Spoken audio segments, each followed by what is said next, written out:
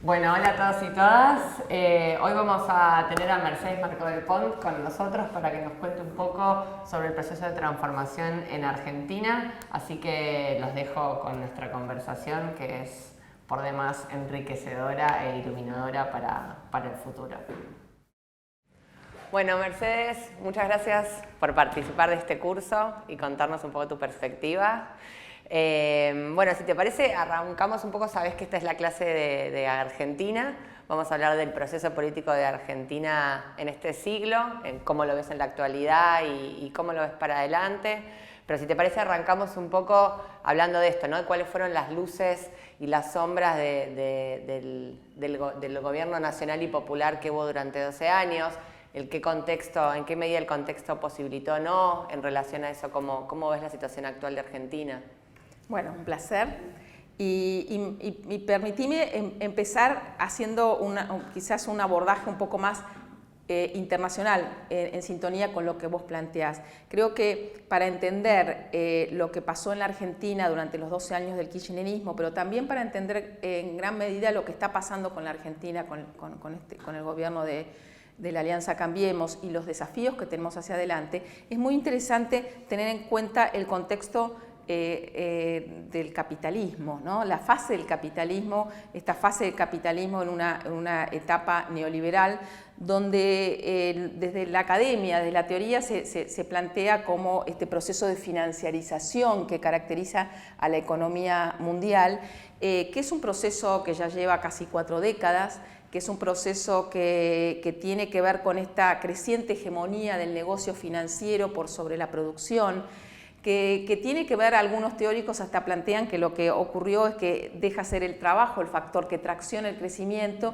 y es la generación de riqueza ficticia, ¿sí? El dinero que genera dinero, esa independencia, esa autonomía de lo que pasa en la economía productiva con lo que ocurre en la esfera de las finanzas, y que ha tenido como contrapartida inevitablemente una ampliación de la brecha de desigualdad, que ha tenido como contrapartida una pérdida de los trabajadores en la distribución del ingreso, un debilitamiento de los mercados internos, y todos estos procesos que han ido hacia crecientemente, y sobre todo en los países de las economías centrales, en un deterioro en las condiciones sociales y económicas, de alguna manera está vinculado a la conducta del capital, ¿sí? A la conducta del capital en un proceso de dislocación productiva, en un proceso de liberalización de todas las fronteras para el ingreso y salida de capitales financieros, con procesos de apertura también y de globalización comercial muy notables, pero que en las economías de América Latina, muy prematuramente, a mediados de la década de los 70, con esas dictaduras sangrientas que tuvimos en la región, también se instalaron estos modelos económicos neoliberales, insisto, casi como tubos de ensayo de lo que fueron las experiencias liberalizadoras del Cono Sur, donde se plantearon políticas de regímenes de apertura financiera, de apertura comercial, de regulación financiera, de regulación del mercado de cambios, que transformaron nuestras economías en mercados donde el capital se valorizaba fundamentalmente en la esfera financiera y no en la esfera productiva. Y la contracara fue la desindustrialización, el desempleo, las crisis de balance de pago. Me parece que esto es importante tenerlo en cuenta porque esos programas de liberalización financiera que en nuestro país ocurrieron con la dictadura, volvieron a ocurrir en los 90, con lo que fue la política del consenso de Washington, tuvieron una interrupción muy clara a partir de lo que fue la gestión de Néstor y Cristina en la Argentina. Esta es una definición, a mi juicio, muy importante, porque tanto lo que Néstor como Cristina hicieron es plantear reglas de juego que volvieron a poner en el centro de las prioridades de las políticas económicas la producción y el trabajo. Desde muy tempranamente se fueron tomando decisiones que definieron que para el capital lo que más le convenía fuera valorizarse produciendo bienes y servicios en la economía productiva. Y eso no surgió de un repollo, eso surgió de decisiones de política económica. Como podemos, obviamente, una decisión muy importante fue el desendeudamiento, ¿sí? El desendeudamiento, porque sabemos que las deudas, el endeudamiento de los países subdesarrollados son fuentes inagotables de procesos de valorización, de financiarización, de timba financiera. Pero también muy prematuramente Néstor, solo en esa época en la región, tomó otra decisión que fue poner un encaje en el año 2005, una regulación al ingreso de capital especulativo. Eso fue también una definición de política económica, es decir, nosotros queremos capitales, sobre todo en un contexto internacional donde había capitales financieros que estaban tratando de ingresar a los países emergentes, y ahí nosotros le pusimos un encaje para que ingresaran solamente los capitales que venían con vocación de producir en la economía real. Yo diría que hubo muchas decisiones que fueron un golpe al corazón del proceso de valorización financiera. Otro fue la recuperación de las AFJP, ¿sí? Porque también hay parte de la discusión a nivel global de la financiarización que ubica en todo lo que fue el proceso de privatización de los fondos de pensión como un hito muy importante de esta lógica perversa de las finanzas globales.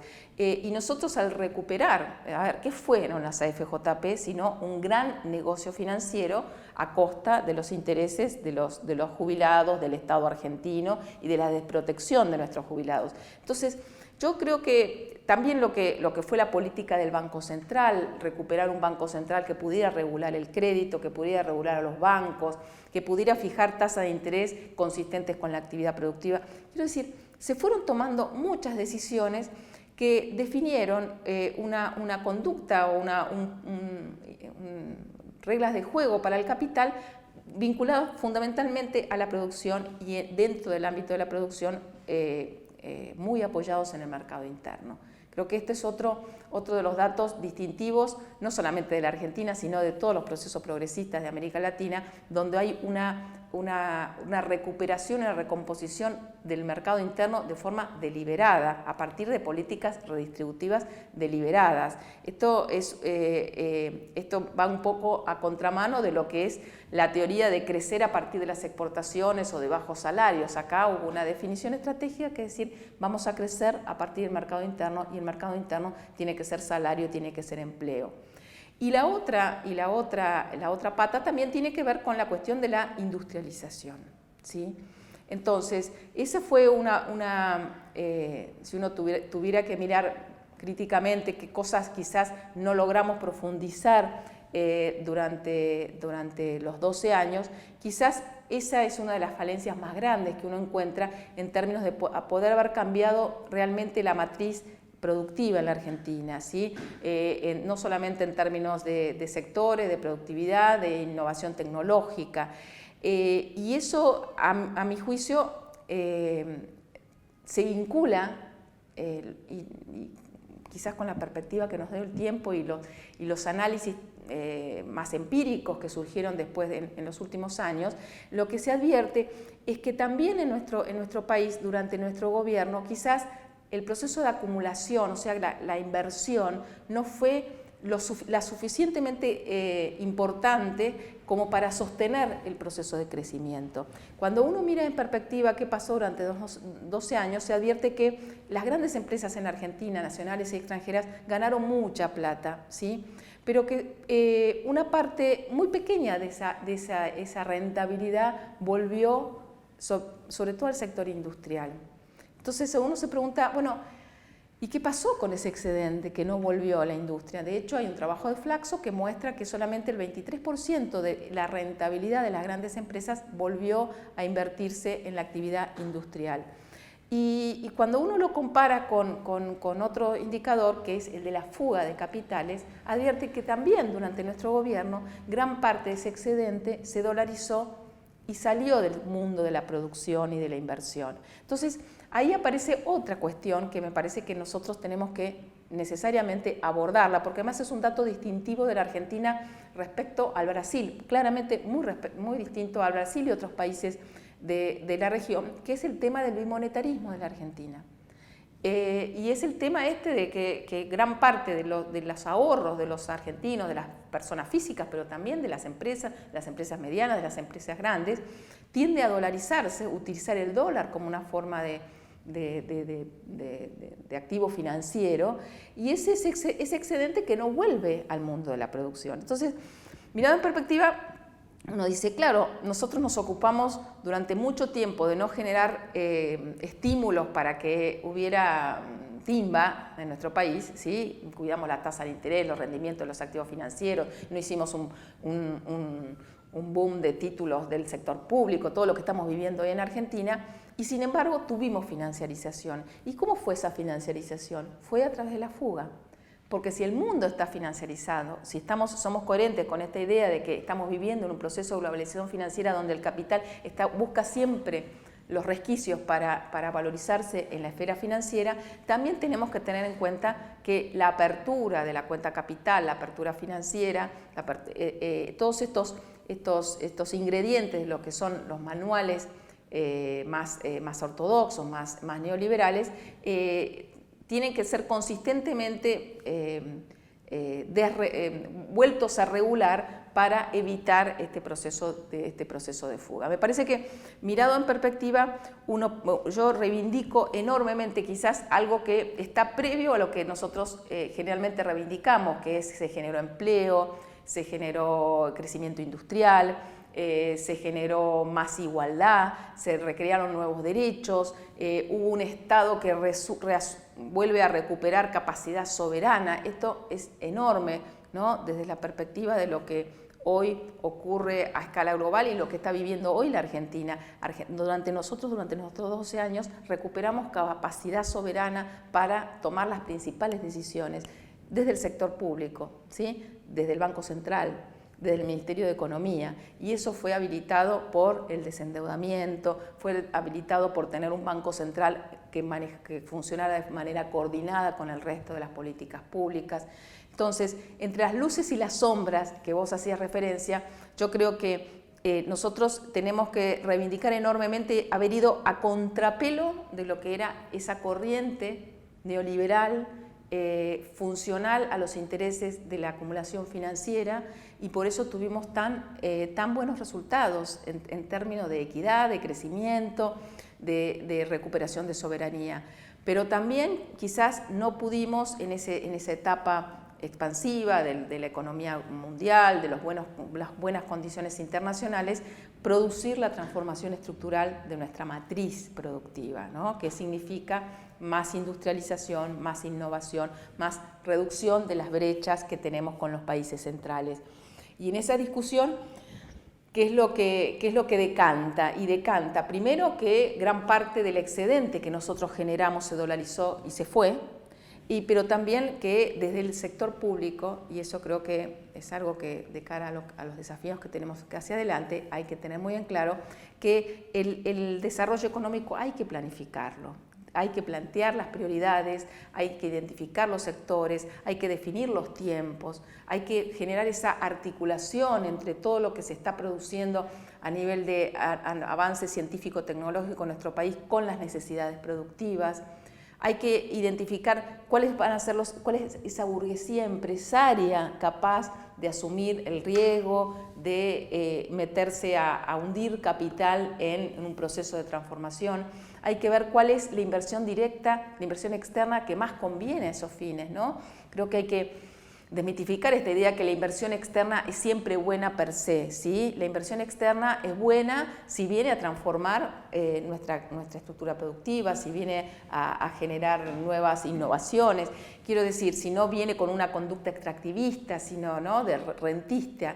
Entonces, me parece que mirado en perspectiva, yo reivindico enormemente haber ido a contrapelo de esta lógica neoliberal, y eso significa hoy por hoy en Argentina y en el mundo ir en contra de los intereses del capital financiero y reivindicar los intereses del mundo de la producción y del trabajo. Ahora, nos reapareció la restricción externa. Eso te iba a preguntar. Nos reapareció la restricción externa. Y entonces esto vuelve a una discusión más larga, ¿no?, del problema del subdesarrollo argentino, que además se da de patadas con la visión ortodoxa o con la visión más más neoliberal que el problema de la Argentina es fiscal, o el problema son las normas laborales, o el problema de la Argentina a lo largo de su historia siempre tuvo procesos de auge y de retrocesos cuando se queda sin dólares. Y cuando nosotros estudiamos en los 50, en los 60, los problemas del desarrollo y del subdesarrollo, siempre aparecía algo muy claro, que era el intercambio desigual, que éramos países primarios, que exportábamos bienes primarios, importábamos bienes industriales y teníamos desequilibrio externo. Ahora, con la financiarización todo se complejiza, porque empiezan a aparecer entonces otras fuentes de restricción externa.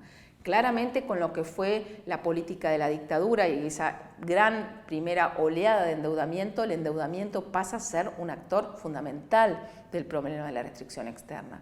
Pero también la fuga de capitales. Y me parece que eso lo tenemos menos estudiado, ¿sí? Porque cuando uno mira en una perspectiva histórica, lo que se advierte es que siempre el endeudamiento estuvo acompañado, como la sombra al cuerpo, por la fuga de capitales. De los grandes grupos, pero también por esta conducta dolarizadora de los sectores con capacidad de ahorro en la Argentina. Entonces, la restricción externa que nosotros nos reaparece en el año 2011, ¿por qué? Porque teníamos desequilibrio energético, porque quizás no nos dimos cuenta antes que había que recuperar el manejo estratégico, porque íbamos hacia un creciente desequilibrio en términos de importaciones y exportaciones. Pero lo hicimos, recuperamos el manejo estratégico y pusimos toda la fuerza en lo que fue Vaca Muerta y la necesidad de inversión en ese área para volver al autoabastecimiento. Pero en el sector industrial empezamos a tener desequilibrios muy importantes que se consumían divisas. Y cuando cambian los precios internacionales después de la crisis de la subprime, y cuando el mundo empieza a crecer menos y la región empieza a crecer menos, nos encontramos con nuevamente el fantasma de la restricción externa. Y ahí la restricción externa no era solamente el problema de la cuenta corriente, es decir, el intercambio con las transacciones, digamos, comerciales o de servicios, sino también el tema de la fuga de capitales. Y por eso es que en el año 2011 se decide regular la fuga de capitales. Entonces, eso es bueno para entender los problemas que nos aparecieron a nosotros y en qué medida pueden estar vinculados a falencias en nuestras decisiones estratégicas o las cosas que no llegamos a hacer porque no las vimos, porque no pudimos, pero también nos ayuda a entender enormemente el fracaso del macrismo. Porque si yo tuviera que definir qué hizo Macri al día siguiente que asumió, diría Macri tomó todas las decisiones para insertarnos de cabeza nuevamente en la lógica de la financiarización. Y es eso, es que todas las reglas de juego hoy en la Argentina, pero al día siguiente, ¿por qué digo al día siguiente? Porque en los primeros meses el Macri desreguló nuevamente el mercado de cambios, desreguló nuevamente el sistema financiero, abrió la cuenta capital, ingresen y salgan capitales especulativos como les dé la gana, y con su idea y con su relato y con su discurso de que el problema de la insuficiencia de dólares era porque estábamos muy cerrados, abrió todo y se le agudizaron enormemente los problemas de restricción externa. ¿Por qué? Porque no vinieron los dólares de inversión, no vinieron la famosa lluvia de inversiones, sino que lo que vino es básicamente capital especulativo, pero ese capital especulativo no alcanzó para compensar la fuga y el drenaje de excedente que siguió siendo la fuga de capitales. Y casi diría que quizás lo que le pasó al macrismo, más allá de estas especulaciones, si son ineptos, si lo hacen a propósito y todas estas... lo que falló fue su política económica y creo que hicieron una pésima lectura del contexto internacional. Porque ellos vinieron con el manual de los 90, vinieron con el manual de las regulaciones, de la apertura, etcétera, como si hubiéramos estado en los 90 y el mundo cambió muchísimo desde los 90 hasta ahora. Y esas recetas que quizás durante el menemismo tuvieron más largo aliento porque había un mundo que acompañaba, hoy el mundo no acompaña estos experimentos neoliberales de la misma manera. Y eso explica por qué el año pasado se le precipitó la crisis. Uno diría, ¿cuál fue el punto final de este modelo económico? Fue en abril del año pasado cuando empezó masivamente la fuga, primero los de afuera y después los de adentro. Y si no hubiéramos tenido el pulmotor del Fondo Monetario Internacional, esto estallaba todavía de manera más profunda de lo que estalló el año pasado.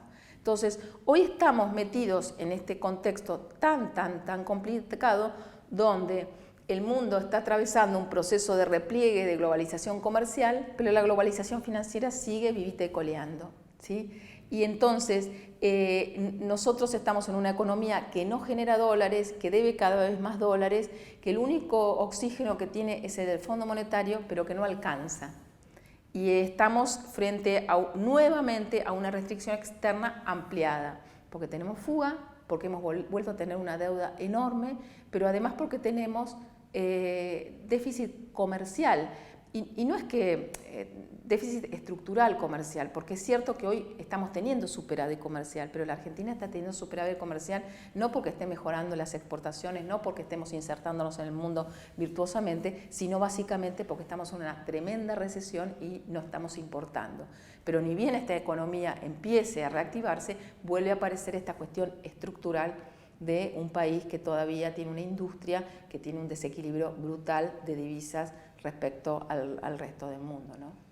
¿Y en qué medida te parece que el contexto regional, que también cambió, no es solo la Argentina la que está avanzando en procesos de un neoliberalismo más salvaje como el que vos referís, colabora o nos impide digamos, abordar estos desafíos de una manera más exitosa? Digo, ¿cómo salir de esta trampa aún habiendo alcanzado el poder, digamos, un gobierno de otro tinte político más nacional y popular como el que estábamos hablando?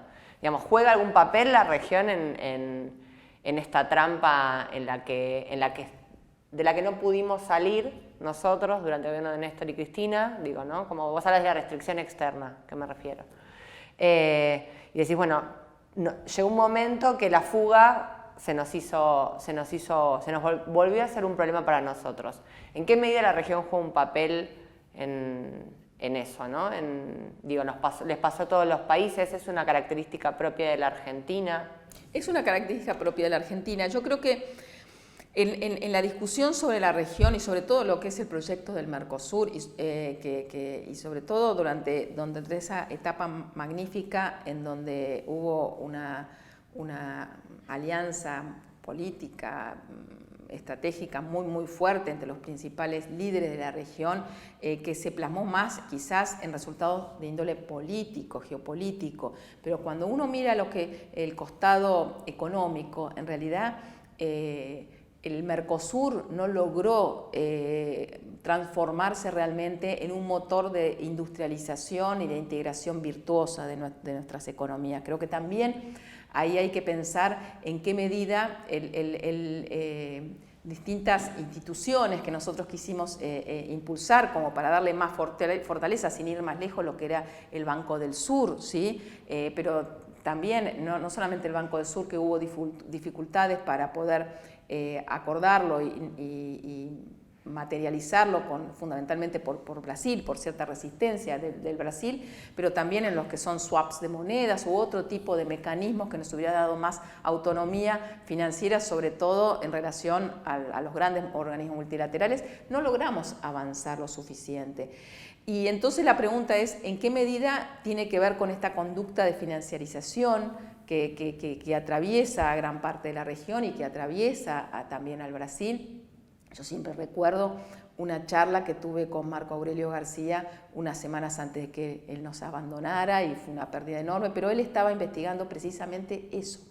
Estaba investigando qué estaba pasando con la rentabilidad de las grandes empresas de Brasil. Y él me decía, Mercedes, vos sabés que nosotros lo que estamos viendo es que la parte sustancial de la rentabilidad de las grandes empresas del Brasil no proviene del mundo de la producción, sino del negocio financiero. O sea que este problema de la financiarización atraviesa a prácticamente toda la región. Y tampoco podemos ignorar que el gran nivel de extranjerización que caracteriza a la economía argentina, pero también caracteriza a la economía brasileña, también es un condicionante, porque muchas veces para hacer planificación del desarrollo vos tenés que tener los actores, y gran parte de los actores son empresas multinacionales donde sus decisiones vienen de la casa matriz con otra planificación en función de sus propios intereses. Entonces, articular y congeniar todos esos intereses a veces contradictorios tiene que ser una tarea deliberada, y bienvenido sea que pueda hacerse en forma articulada al nivel de la región. Entonces, después nosotros tuvimos a Macri y ahora tenemos a Bolsonaro, entonces, con dos posiciones muy claras de degradar el proyecto de Mercosur, ¿sí? Y eso es muy grave, porque con esta idea del libre comercio, del multilateralismo, del mejor acuerdo en función de los propios intereses, lo que se ha hecho es debilitar muchísimo el proyecto Mercosur, y es una de las cosas que nosotros, si vuelve a gobernar Argentina un proyecto nacional y popular, va a tener que ver cómo se empieza a recomponer esa situación y en qué relación de fuerzas, ¿no? Porque ahí son proyectos muy, muy distintos. Esta apuesta enorme que ha hecho tanto Brasil como Argentina por un acuerdo con la Unión Europea, la verdad que es muy preocupante, porque para los intereses del Brasil y de Argentina, el acuerdo de la Unión Europea que se está discutiendo hoy, y que Macri tiene mucho interés en tratarlo rápidamente, aunque sea un acuerdo político, es absolutamente contradictorio con los intereses de la industria, de la soberanía, del desarrollo científico-tecnológico en nuestro país, pero también en el Brasil. Entonces, yo creo que la región importa mucho, y sobre todo en un contexto donde uno busca, bueno, cuáles pueden ser motores de recuperación. La verdad que la economía mundial no nos está dando demasiado, porque la economía mundial está en una situación casi de lo que se llama una recesión más casi estructural, como es crónica, de bajo crecimiento. Se está discutiendo si estamos frente a una nueva crisis de la deuda a nivel global. Y Brasil le está yendo muy mal por un programa neoliberal donde quizás la pata más sensible de la economía de Brasil no sea la del sector externo, sino básicamente que no tiene demanda. Brasil es un país que, sobre todo con esta política de ajuste brutal del gasto público que está haciendo con esta nueva ley que no permite que el gasto público crezca más, que no crezca en términos reales, la verdad que Brasil hoy no tiene demanda. ¿Por qué? Porque está muy retraído el mercado interno y el mercado internacional no está traccionando. Entonces, lo que nos estamos encontrando es un Brasil con un crecimiento casi vegetativo, y por lo tanto tampoco tracciona a los fines de decir, bueno, ¿de dónde vamos a volver a crecer? El mundo, la región. Y no, está muy, muy complicada. Por eso uno pensaría que en términos de desafíos y de agendas hacia adelante sería tener la posibilidad de volver a discutir el Mercosur, pero desde una perspectiva mucho más de los intereses de la producción, ¿no? De cómo se logra realmente esa integración virtuosa de un sector industrial en nuestro país que está en desventaja respecto al sector industrial brasileño, ¿no? Entonces, esto también que nos dice que gran parte de nuestro desafío a partir del 2020, si ganamos, si logramos recuperar el gobierno, va a tener que moverse en estos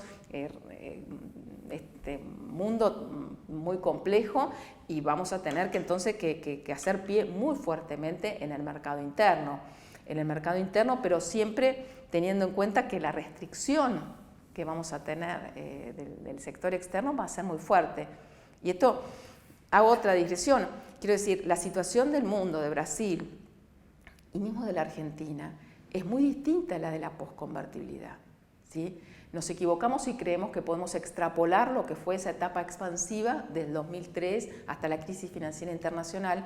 ¿Por qué? Porque en ese entonces el Brasil crecía el 5 o 6%, el comercio mundial llegó a crecer hasta el 10%, los precios de las materias primas estaban muy buenos. Esa era una situación internacional totalmente distinta.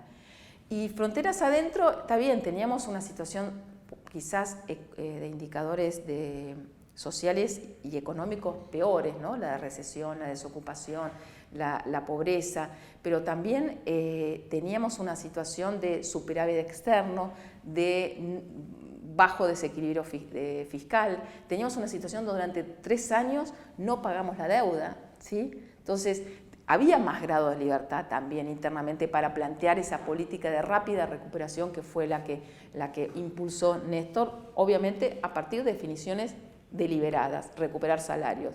Hoy, en ese entonces, el salario del mercado no lo recuperaba. Hubo decisiones explícitas de decir, forzamos aumentos suma fija. Hay que recordar, ¿sí? En ese entonces teníamos 25% de desocupación y el mercado el sector empresario estaba funcionando al 50%. O sea que fueron definiciones, a mi juicio, fundamentales para recomponer demanda interna. Ahora vamos a tener que hacerlo, pero de una manera bastante más acotada en términos de las condiciones externas, pero también de las condiciones internas, ¿no? Sí, y el fondo que volvió, ¿no? a la región y a la Argentina en particular, digamos, ¿también puede dificultar ese proceso vos? Bueno, sí, yo creo que la negociación con el fondo quizás es uno de los desafíos más grandes que vamos a tener, porque también a diferencia de lo que ocurría con la crisis de la deuda y con la deuda en default que tuvo que reestructurar Néstor Kirchner, la verdad que esa era una deuda donde el fondo, salvo a mí me tocó como diputada tener el privilegio de votar el desendeudamiento con el Fondo Monetario, pero no llegaba a 10.000 millones de dólares, ¿no? Entonces, y insisto, en un contexto donde había buenos precios internacionales, muchas reservas internacionales, etcétera, uno podía decir, te pago, chau fondo. Ahora nos vamos a tener que sentar a negociar con el fondo porque ese va a ser nuestro principal acreedor, más que el sector privado, y sabemos que la agenda del fondo, ¿sí? Ya la sabemos la agenda del fondo porque ya la ha dejado escrita y ya le ha reclamado, está en todos los memorándum, que es reforma del Banco Central, más independiente, reforma laboral, reforma previsional, y es una agenda que va a contrapelo de lo que son lo que es la agenda de un gobierno que pretenda volver a poner a la Argentina en el eje de la acumulación productiva. Ahora, yo aquí querría decir otra cosa.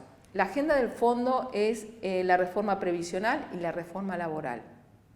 Yo creo que nosotros no nos tenemos que poner tan a la defensiva respecto a esos debates. Nosotros tenemos como fuerza política retomar esos debates. Nosotros podemos decir perfectamente fenómeno, queremos garantizar un régimen previsional sustentable fiscalmente a mediano y largo plazo, pero dentro de la lógica de reparto. ¿De dónde vamos a sacar los recursos para garantizar eso? A lo mejor discutir cosas que me parece que en algún momento la vamos a tener que discutir, como la edad mínima jubilatoria, pero siempre preservando derechos. Y de la misma manera me parece que pasa con la reforma laboral. Esa siempre ha sido la agenda de la derecha, entonces rápidamente nosotros nos ponemos reactivos, no, de eso no queremos hablar, y me parece que tenemos que hablar de esas cosas. Es cierto que hay convenios colectivos que son de la década de los 70, y pasaron muchas cosas en todo ese tiempo, donde ha habido avance tecnológico, cambio en las funciones de la producción, cambios enormes. No puede ser que nosotros no seamos capaces de dar esa discusión para decir, bueno, ¿cuáles son los nuevos compromisos del sector del trabajo, las nuevas condiciones, pero también los nuevos derechos que tiene el sector del trabajo? Entonces, me parece que gran parte de este contrato ciudadano del que habla la expresidenta Cristina Fernández tiene que ver con tomar estos temas y generar consensos y generar propuestas que nos podamos sentar a discutir con el fondo. Porque en última instancia el fondo, ¿qué le debería interesar? El fondo en general defiende los intereses del capital financiero y le interesa que los acreedores cobren. Bueno, los muertos no pagan, para poder pagar esa deuda tenemos que volver a crecer y crecer en estas condiciones que son las nuestras. Esa va a ser la discusión fundamental, ¿no? Correa también nos planteaba en una de sus clases esto que planteas vos, y es, hay temas que nosotros los gobiernos de izquierda abandonamos y le tenemos bastante resistencia, y parte de la vuelta implica afrontar esa situación de discutirlos desde la perspectiva ideológica a la que pertenecemos, como la seguridad, que es un tema que... Absolutamente. La seguridad, el tema de la productividad, yo me he dado cuenta que uno no puede hablar de desarrollo si no habla de productividad. ¿sí? Y la verdad, y tampoco puede hablar de mejora permanente y sostenible en la distribución del ingreso entre el capital y el trabajo si no habla de productividad. Ahora, el tema de la productividad también era una cuestión absolutamente tabú. Vos decís, quieren hablar de productividad y vincularlo con el salario, nos quieren jorobar. Entonces, y nosotros sí tenemos que hablar, porque la verdad que en los últimos años de nuestro gobierno la productividad creció poco, y creció poco en gran medida por esto que hablamos recién, que hubo poca inversión. ¿Y por qué hubo poca inversión? Bueno, porque parte de ese excedente se fugó. ¿Cómo hacemos para que ese excedente se reinvierta? Y este tiene que ser un tema de discusión, no solamente de las políticas públicas, tiene que ser una discusión también del sector sindical, ¿sí? En una negociación paritaria tiene que estar esta discusión. ¿Cómo hacemos para que mejore la productividad? Flexibilizándome, sacándome derechos, no. ¿Qué se necesita en términos de condiciones laborales, pero también qué se necesita en términos de esfuerzo de inversión y de compromisos de inversión, de mejora tecnológica? Entonces, me parece que eso es algo que la tenemos que discutir, y la tenemos que discutir sin tabúes. Todavía hay una cosa de preconceptos ideológicos muy fuerte hacia el interior de nuestro espacio político, ¿no? Entonces, está bueno que lo empecemos a discutir, porque si no, después apareces como un traidor cuando lo querés poner sobre la mesa. Y no es en esos términos que vamos a poder encarar los desafíos muy, muy difíciles que tenemos, ¿no? Sí. Bueno, el contexto mundial, ¿no? La modernización, la tecnología nos obliga también a tener este tipo de debates, claro, ¿no? Como el trabajo. Pero fíjate vos, ¿no? Porque el macrismo, el neoliberalismo en general hace dos cosas. Una es que trata de despolitizar a las decisiones del sector público, y de alguna manera tercerizando el poder en las tecnocracias, ¿no? Tercerizando el poder en el fondo, en bancos centrales independientes, en cosas que no tienen que ver, como quitándole el cuerpo a los compromisos con sus pueblos. Entonces, en ese sentido, este tipo de debates, que es echarle la culpa, que hace mucho también el neoliberalismo, echarle la culpa a situaciones que tienen que ver con la globalización, con la competitividad. Uno lo escucha a Macri y en realidad no es muy distinto de todo lo que son los discursos de hay que flexibilizar el trabajo porque hay que ser competitivos, y para ser competitivos tenés que tener condiciones más favorables, que siempre terminan jorobando a los trabajadores, y que han demostrado, pero hasta el límite, tanto en Argentina como en el mundo, que no sirven para mejorar el empleo, la calidad del empleo, mejorar la productividad, mejorar los procesos de desarrollo productivo de las economías que avanzan en procesos de desregulación y flexibilización laboral como las que están planteando. Entonces, yo creo que hay que entender que en este proceso de globalización, donde la competencia es terrible, donde la innovación también todos los días te aísla un poco más de lo que son los países que están en la frontera, nos obliga a tomar todas estas cuestiones y ver cómo nosotros lo armonizamos dentro de lo que sea una propuesta a favor de los intereses de la Argentina y básicamente de los sectores del trabajo, ¿no? de nuestro país. Es un desafío muy grande para el cual hay que romper ciertos prejuicios también que advierto que hemos cristalizado a lo largo del tiempo. Quizás con conductas defensivas, es cierto, con conductas defensivas, porque si yo veo flexibilización laboral, si uno mira todo lo que es la agenda de reformas que pretende el Fondo Monetario, y que en realidad no nos escondamos detrás del Fondo Monetario, ¿no? Los problemas no empezaron con el Fondo Monetario, los problemas empezaron al día siguiente que asumió Macri y que empezó a plantear las mismas políticas que el Fondo Monetario, porque piensan como el Fondo Monetario, y ahora estamos un poquito más apretados porque el Fondo Monetario nos está soplando en la nuca, ¿no? Y te dice esto sí, esto no podés, qué sé yo. Le ha quitado un poquito de capacidad de maniobra. Pero bueno, yo lo estaba pensando en esto, de decir, bueno, nos vamos a tener que sentar. Esta es la agenda, bueno, nosotros queremos tomar estos temas, pero plantearlos de una manera totalmente distinta, ¿no? Sí, bueno, y para cerrar, porque recorriste todo, Sí. toda la agenda, hablaste de un montón de desafíos para una vuelta de un ciclo armonioso de gobiernos progresistas. ¿Alguno que te esté inquietando y que no hayas mencionado y que quieras agregar? Para mí el desafío fundamental es esto que dijo Cristina del contrato ciudadano. Yo creo que, y por eso no tiene que haber malos entendidos, nosotros necesitamos sentarnos a negociar con el fondo con un programa consistente de desarrollo a mediano y largo plazo que atienda las urgencias enormes que vamos a tener en el corto plazo. Ahora, si no tenemos la legitimidad, sí, ganamos las elecciones, ¿sí? Pero no tenemos la legitimidad y el respaldo social y político y sectorial, va a ser muy difícil. Acá tiene que haber compromisos muy claros del sector del trabajo, pero también del sector de empresario, el sector empresario que nosotros le vamos a desmontar esta enorme maquinaria que es de timba financiera y le vamos a decir, bueno, otra vez la rentabilidad produciendo, pero no por la vía de los precios, con la inflación, sino por la vía de la producción. Te vamos a cuidar, te vamos a proteger quizás de este proceso tan agresivo de invasión de importaciones, pero ¿contra qué compromisos de inversión? Me parece que el desafío fundamental es este frente sectorial de clases y sociales, todos empujando hacia un mismo lado, ¿no? Bueno, gracias. Gracias.